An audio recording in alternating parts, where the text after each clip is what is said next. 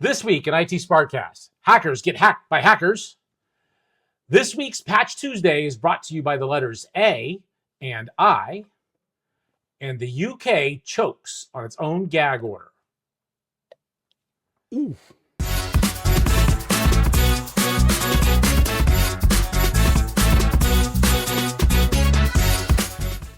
Greetings and welcome to IT SPARC Cast. I'm your host, John Barker.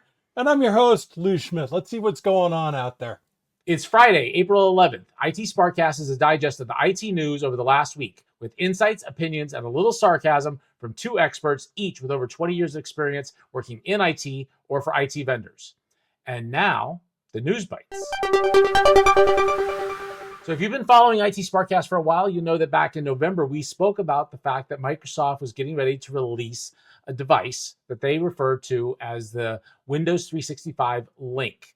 And this was a small PC that allowed you to connect up to a cloud instance of Windows and was really designed for the enterprise so that would allow you for a more flexible and secure experience where maybe you're in a hoteling situation where you might move from one office to another and you would be able to sit at one desk, sit at another desk, go home and have access to the same Windows desktop experience. Well, those devices are now available in multiple countries.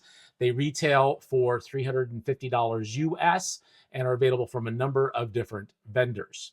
So if you have worked in an internal IT in the last decade, you've probably come across the concept of thin clients, VDI, things along those lines. This is the newest instantiation of that. So 15 years ago, VDI started to become a thing through vendors like Citrix, VMware, and others. It really stumbled partially because bandwidth constraints, latency issues, especially across the internet, and maybe some people just didn't buy in on it. It's now coming back in the form of Microsoft Windows 365 Link. We'll see how well it does. I actually think it's a good idea. I do feel, though, that $350 might be a bit pricey for what's effectively, in my guess, an Apple TV with a few The extra thing ports. is, does that include the license? Is that like the hardware and the license, or a lifetime license? Or is there like a yearly license on top of your normal Office, Windows 365? Yeah, so I dug through the announcement and I dug through the vendors that are selling this. It appears to me, and this is not 100% clear, but it appears to me that this is just the device and that the license is part of your Microsoft end user licensing agreement. So your EULA, which would include Windows, Office, all those other things. So I don't think that this includes any kind of, and that would be counter to Microsoft's approach. Microsoft is a subscription service company these days. So to include an all you could eat with the device, that doesn't seem like a thing Microsoft would do. So just out of giggles, Yeah. I just looked up a Chrome OS desktop, which they make, Yeah. believe it or not. And you can get one. This one just popped right up for me when I ran a search for $250. Yep. That comes with a webcam and a corded speakerphone from Asus. And it can be a thin client for any number of services. So what I'm trying to figure out is, why would I buy one of these if I can get one of these Chrome OS things, for less money? You could get a Chromebook with a screen for a similar price. Okay, so we got to ask you, our listeners, where would you use this? I mean, right. I could see, like, John, you were saying, like a hoteling scenario. I was thinking like a call center where you really want to keep people focused just on those applications. Here's the problem. Chrome OS is too capable. Yes, well, there is that. And so this is locked down. The other case where this might be attractive is that if they can all be managed from a central point as part of your existing Microsoft infrastructure. Oh. So that would be the place where this would become attractive to an IT department. And I can turn devices on and off. I can diagnose them. I can maybe even locate them based on a number of different factors through my existing dashboards. That's probably where the value might come into. Although I would point out at this point that Google has a very well developed management. Right, but if you're already part of the Microsoft ecosystem, it's an ecosystem play then. Yeah, 100%. That sounds reasonable. Do you want to move on? Speaking of reasonable, yeah, let's go to the next one though. Oh my gosh! All right, so one, I want to start off by saying the beautiful thing about today's episode is that it's not all bad. All right, there's actually some good news in here, but this is weird news. All right, so I want to bring your attention back. We talked to this last week, and we'll include a link for the whole scandal over the what was being called the Signal scandal. I'm not going to call anything a gate just because somebody hit a random building 50 years ago that had a gate in it. I'm done with that crap. But here's the thing. We're trying to figure out, we talked last time under security, what the potential scenarios were. So let's talk about what came over from TechCrunch here. From TechCrunch, basically what they're saying now, based on device forensics, that the National Security Advisor, Mike Waltz, had saved Goldberg as a contact on his phone and accidentally added him. Right. So if you're unfamiliar with this whole kerfluffle, it just meant, well, one, you've been living under a rock, and two, which I envy, and two, a bunch of very high-end folks like a security advisor, Secretary of Defense, and the Vice President were found to have been passing what could be considered sensitive messages over Signal, and there's been a vast interest in this. Well, specifically what they're saying is that somebody had sent Goldberg's contact information to Waltz, and Siri suggested saving it as the sender's contact information.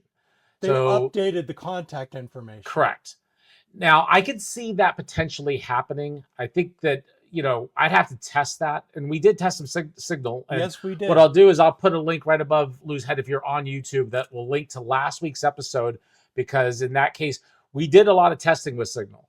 And so I could see a scenario where if Lou sent me John Doe's contact information, that my phone might think that contact information belonged to Lou. It might suggest that I save it as Lou's information. And if I wasn't paying attention, that could happen. I'm not sure that would happen, but I could see a scenario where that might happen. And I could then see a situation where I might then add that into Signal as Lou's contact information. What I can't see happening is how other people in a chat where I add that contact into the chat wouldn't get notified, because based on the testing we did, everybody in the chat group gets notified when a new user gets added, and they get notified based on their identity as Signal knows them, not as your contact knows them. So even if you're listed as Lou Schmidt in my contacts, but your name is John Doe, everybody in the chat's going to get told John Doe was added to the chat. Unless John Doe lied to Signal and said that their name was Lou Schmidt, which nobody believes happened here. Right. And so what's really interesting about this is John and I pre-show, we talk about all this stuff. We've done a lot of research on Signal. This is bearing out our conclusion that the problem wasn't Signal. Right? No, the problem was definitely not Signal. The problem was not Signal. So people are saying, oh, Signal's insecure, Signal, blah, blah. No, that's not what happened. Okay. No. Signal is really good. We recommend you use it. We use it now because we played with it. But here's the thing that bothers me about this. In theory, if I add you, so this is a potential problem with Signal that maybe we need to drop them a line on, is in theory, if I add you to a chat and it's an existing chat, and FYI, the chat that we created for our test is still up and running, and we're still using it here and there. I should probably take poor John off of it, but no, we enjoy torturing him. But the whole idea is, if a contact is changed in a group chat, do you get an update message? And that is what I don't know the answer to. I mean, John and I identified two potential security holes. One is if the contact changes, does the application alert you that there was a contact change? I suspect it does, but this is something we need to go back and research. Well, the second thing is Signal doesn't identify people based on your contact information for them. Signal has a unique identifier for each individual, and it has their contact information. So if I change your telephone number in my contact list, it doesn't change your identity in Signal. So what they did then, okay. So what they did is they added this individual in at the beginning of the chat. Must have thinking it was somebody else. Well, you and I have speculated as to how this happened because everybody would have gotten a warning that Goldberg was added to the chat.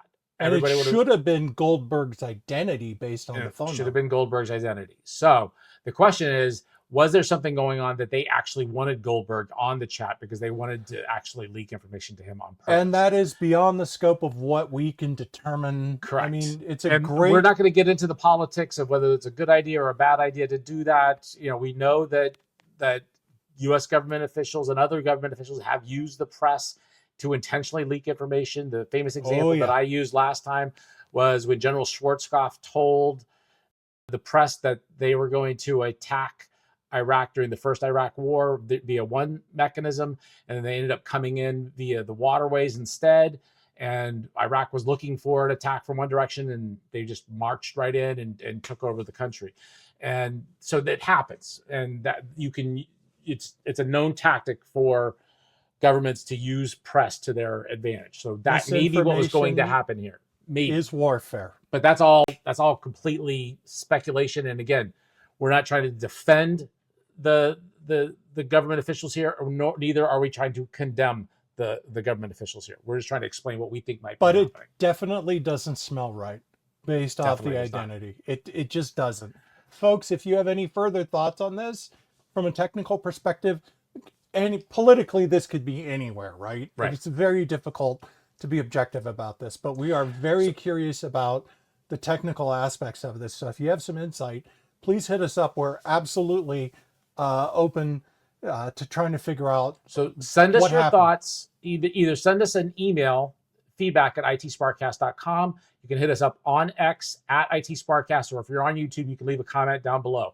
We do read all of the comments that we get, and we do respond to most. If it's a politically charged comment, either pro or con, either way, we won't respond to it. But anything that's not politically charged, we will. So just throw that out there. And that's not because we don't occasionally get political. We're humans. Right. Okay. But we still want to get in the middle of a fight. Plenty of other places to go do that. But speaking of fights. Oh, my Lord. And in a way, this relates to politics. It does a little bit. In our world. So this one is one of those feel-good stories. So according to TechCrunch, a leaked site from a ransomware gang known as Everest was going to publish stolen files to extort its victims into paying a ransomware demand, which was then replaced with a brief text note saying, "Do not crime. Crime is bad. XOXO from Prague." So Everest is a prolific Russian-linked ransomware gang that has claimed credit for multiple hacks and data breaches since its inception in 2020, including the theft of more than 420,000 customer data files from cannabis retail chain Stiiizy, Stiiizy. So if I mispronounce that, I apologize. Oh, we're gonna read. Yeah. So I think that's Stiiizy. The U.S. government has also attributed several hacks to Everest, including a breach of the U.S. Space Agency, NASA, and the Brazilian government. So they've been out there, but they have since been breached. While law enforcement operations have targeted and disrupted some of the ransomware gangs in recent years, including the Lockbit and Radar hacking groups, several ransomware gangs have also experienced damaging leaks and sabotage from within. So it's amazing. So one thing that really stands out to me on this, I got to bring this up again. Why the hell are you hacking NASA? They don't know anything about aliens. Do you imagine the amount of crap I worked for NASA for a year. The amount of crap I had to go through to log into anything because you morons think they're smart. Damn it. They hired me. Stop hacking NASA. Why are you doing this? They don't have anything interesting.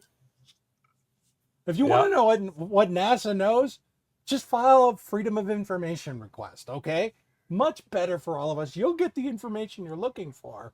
Yeah, you're not going to believe it, but you're going to hack and you're not going to believe it anyway. So, speaking of loss of privacy, is it hacking if the state does it to you? Perhaps we should look into that again. We should. So, for the next news, and like I say, like hackers getting hacked, that's not a bad thing to have happening. Let's talk about something else that we have absolutely gone on a tear about. We even did a deep dive on this. Those wankers over in the UK that have their secret laws about what they can and can't do with your data, even if you don't have a company in. And this is interesting. Here's an update on this case. We want to keep you abreast of this because this is really important. This is going to impact the thing. And this news came to us at MSN.com and Bloomberg.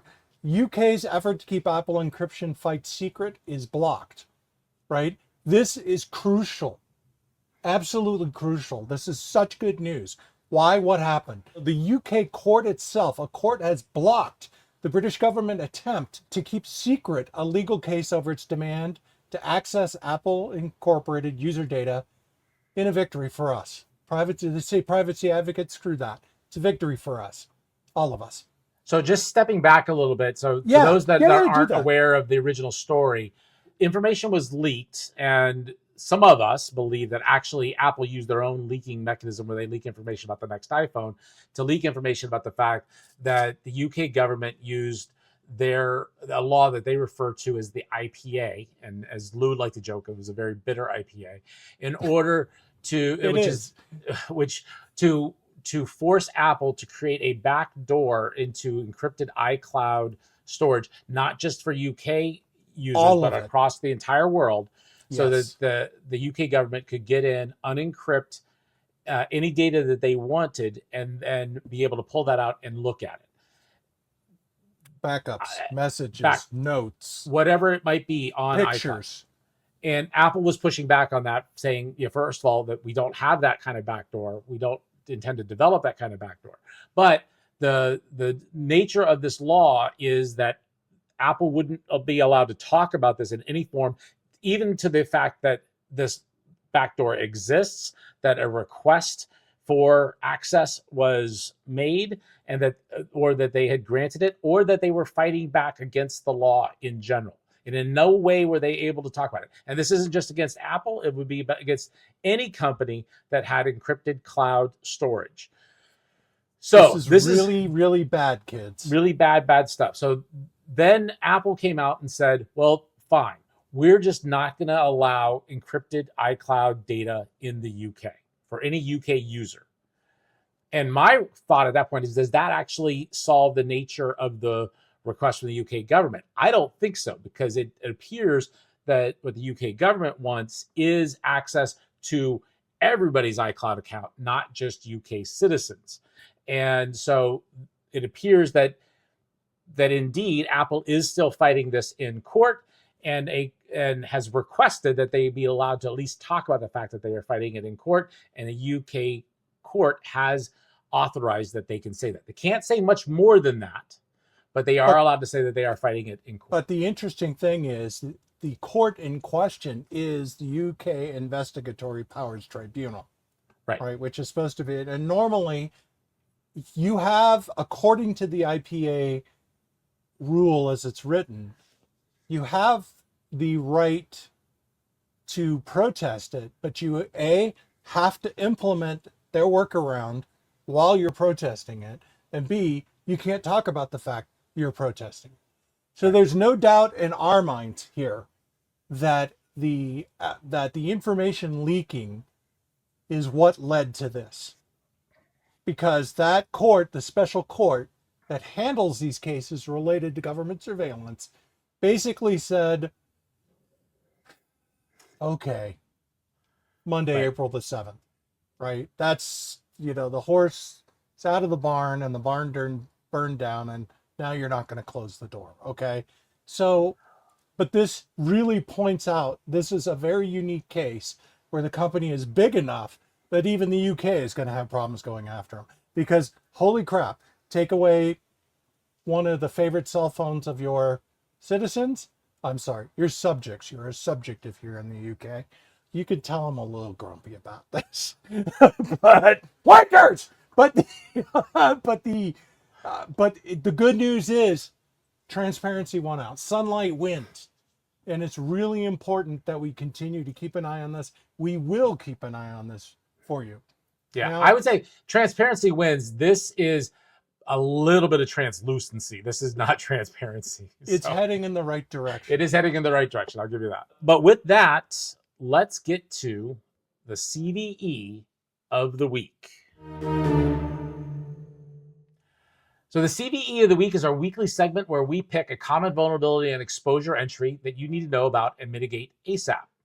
This week, Lou has found not one, not two, but 10 different CVEs that you need to know about, all rolled under one big giant ball. Why don't you go ahead and talk about it, Lou? Actually, it was 12, and I'm here to tell you it is good news. It's good news for a change. Let me run this down for you, right?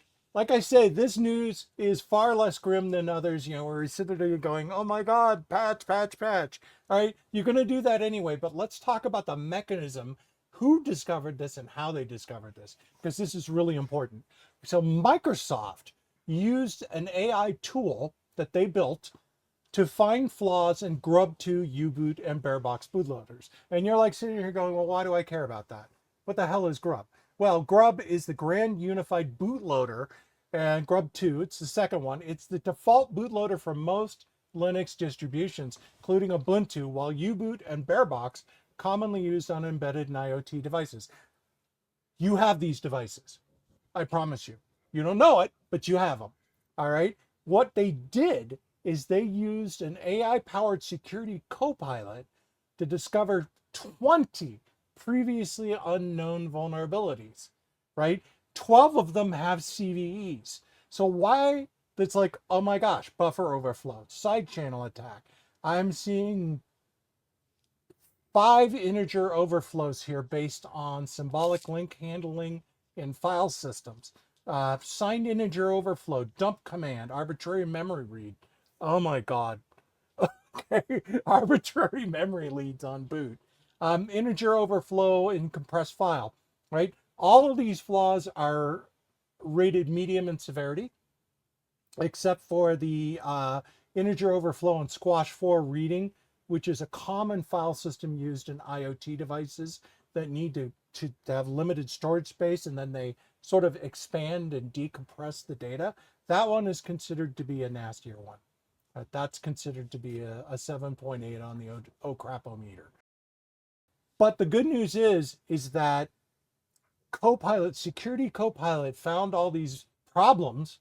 Not only did it find them, and they were able to verify all of this, but it also suggested fixes.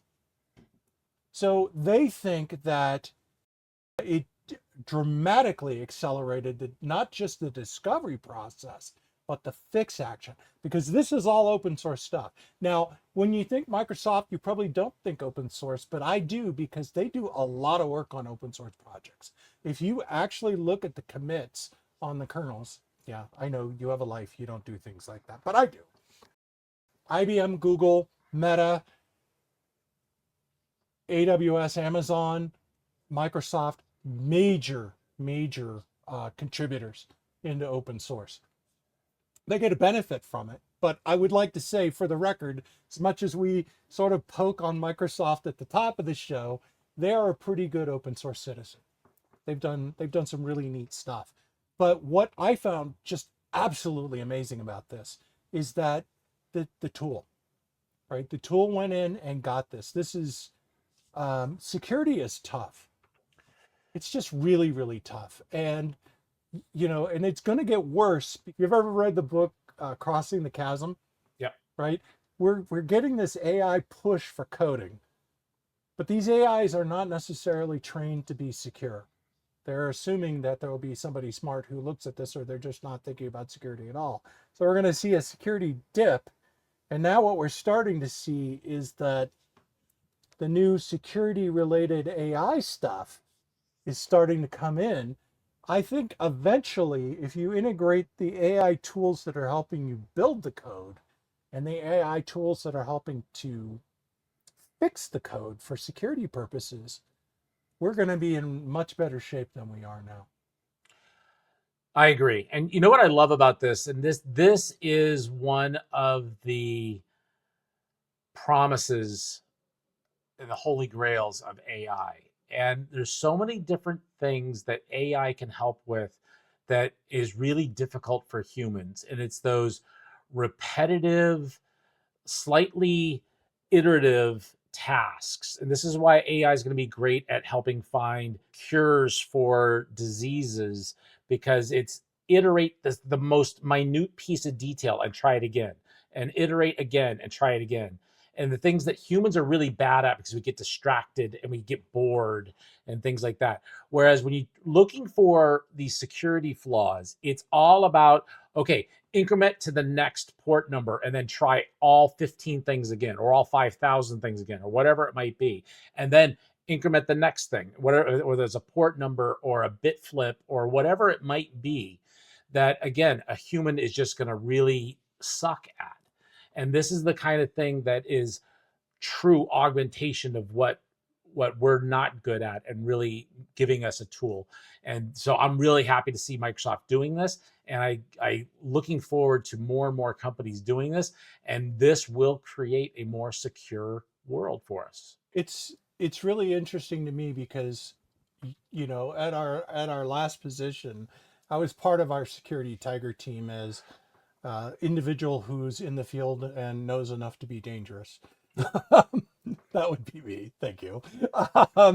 And one of the things we were discussing was the concept of fuzzing. So when you're writing code, the idea of fuzzing is you bombard your variables with junk just to see what they'll do. Right. And a lot of buffer overflows and out of bound and random memory reads and all that crap are found by fuzzing. So when I look at this thing, I think this is fuzzing and a bunch of other stuff on steroids.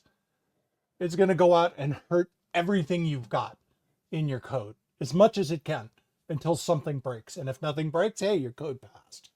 Right. So this is really, really good news. Thank you, Microsoft, for this. I am very much looking forward to seeing what this thing is going to do. But I would love to see this as a service embedded into, like, you know, your IDE environment. You know, Microsoft has a really good coding IDE environment. Having this as a plugin would be really, really nifty. And I think that's the direction we're headed in. 100%. I agree with that. Do you think we've abused these folks enough? I do. I just want to point out a couple things that this has inspired Lou and I, that in a future episode of the IT SPARC Cast Top 10, and if you're not familiar with that, that's a new series that we're doing where we talk about the top 10 people, places, things, or events that you may not have known about that have shaped the IT world. We're going to do one on the top 10 ways that you might get breached. So that'll be coming in about 2 or 3 weeks as we start getting prepared for that. But speaking of the top 10, it is now time for the mailbag. And we had a couple of different people reach out to us on YouTube. So first of all, Art reached out to us in response to top 10 operating systems, most influential operating systems that you didn't know about, where we talked about things like TOPS 10 and IBM's System 370 and some others, where he mentioned a bunch of other operating systems, and there's so many that I'm not going to mention them here, but he talked about BSD and a few others, X11 and things like that. So we may actually do a follow-up that, which would be the top 10 more operating systems that you didn't know about. And then we had a gentleman who I'm going to call Dippy, because I'm not sure that's how he pronounced it, but he actually challenged us really hard on that episode and really came directly at us. And he was wondering why we hadn't mentioned Amdahl's law when we talked about Amdahl and his work on some of these operating systems. And it really didn't really fit in the context of it. But Amdahl's law was about throwing more processors at a task, and would you actually get when do you actually see diminishing returns? So I do want to throw that out there, but I want to thank him for that, because critical responses also make us better. So if you feel that we made a mistake somewhere, yes, please let us know. Help us correct them. Then we will mention it on a follow-up in here, that if we do make a mistake, we will do a correction on the next broadcast. Although so we do want to I'm mention required by law at this point to be somewhat techno-snarky. And that is Amdahl's law applies to von Neumann computing. All right. So the idea of paralleling tasks and getting diminishing returns is absolutely true if you're using von Neumann. But the key thing is you are correct, because that's all we're using right now. Right. Now the question will become much more interesting if this quantum stuff ever pans out. It's true. So because you're talking about simultaneous problem solving versus task management. But Amdahl, for what we were doing, yeah, he was correct. Absolutely. I think that's held up well. Now, the big question is that if you put an infinite number of monkeys at an infinite number of keyboards for an infinite amount of time, would you eventually get the works of Shakespeare? And I think the internet's already proven that that's not true. But I don't know. So, the limit of internet as goes to infinity is monkeys. I could get a PhD off this. There you go. And that is going to cover this episode. When we couldn't do this podcast without listeners like you, we do want to hear what you think. Please send us your thoughts on other topics you want us to cover, top 10 lists, or any news that you want us to cover. Send feedback to feedback@itsparkcast.com. That's feedback at itsparkcast.com. Hit us up on X at IT SPARC Cast, or if you're on YouTube, you can leave a comment down below. We read every single piece of feedback or comments that we get, and we respond to most. Please hit like, subscribe, and turn on notifications. That's really going to help this channel grow. If you feel that the information we're providing to you is valuable and entertaining, please share that with your friends and colleagues so they can get the same information as well. So with that, we're going to turn you back to your day from the world of enterprise IT. Take care. Hang in there.